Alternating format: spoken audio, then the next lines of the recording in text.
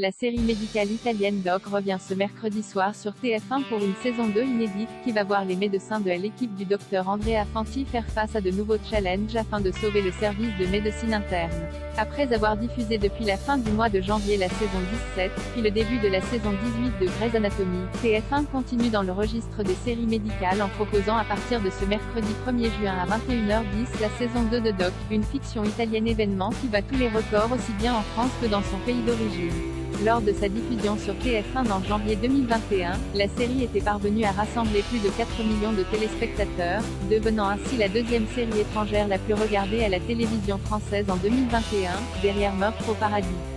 C'était également la série étrangère la plus suivie de TF1, loin devant les mastodontes de Resident et Good Doctor. Pour l'occasion, Luca Argentero, Andrea Fanti, Mathilde Gioli, Giulia Giordano, Sara Lazzaro, Agnès Etiberi, Pier Paolo Spolon, Riccardo Bonvegna, et tous les autres remplissent pour cette nouvelle saga d'épisodes toujours aussi ambitieuse. L'après-Covid et ses conséquences sur le corps médical à l'instar de Grey's Anatomy ou encore Good Doctor, les scénaristes de Doc ont fait le choix d'intégrer la pandémie de Covid, qui a fortement touché le corps médical, dans les intrigues de cette saison 2. Mais contrairement à la série portée par Hélène Pompeo, dont la saison 17 portait exclusivement sur l'épidémie, quitte à parfois être un peu anxiogène pour les téléspectateurs. Ici, c'est l'avant et surtout l'après-Covid qui est abordé. Le premier épisode de la saison 2 nous montre ainsi les prémices de la pandémie, quand les médecins se battaient contre une maladie qui n'existait pas encore.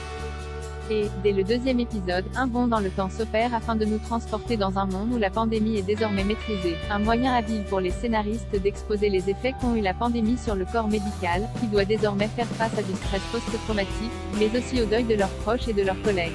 Et c'est à travers des flashbacks savamment distillés au fil des 16 épisodes, qui lèvent le voile sur les événements survenus pendant le saut dans le temps, que l'on prend peu à peu conscience de l'impact de la maladie sur les personnages qui ont beaucoup évolué depuis la saison 1. L'arrivée de nouveaux personnages prêts à rabattre les cartes qui dit nouvelle saison, dit également nouveaux personnages.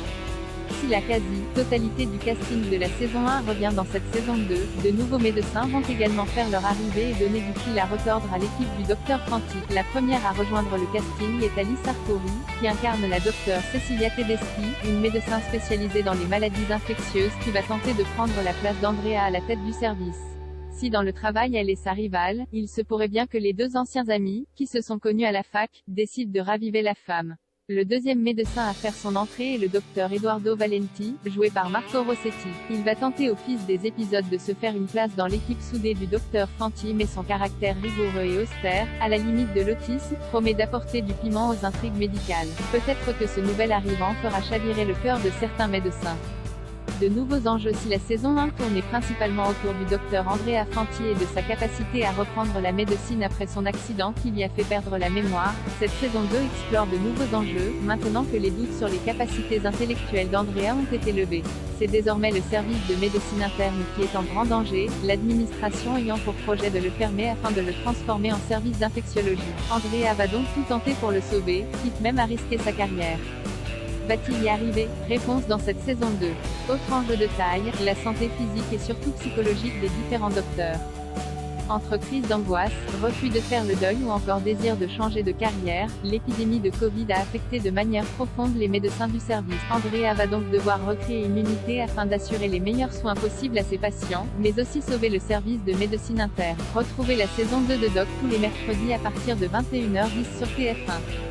La saison 1 est disponible en intégralité sur Salto.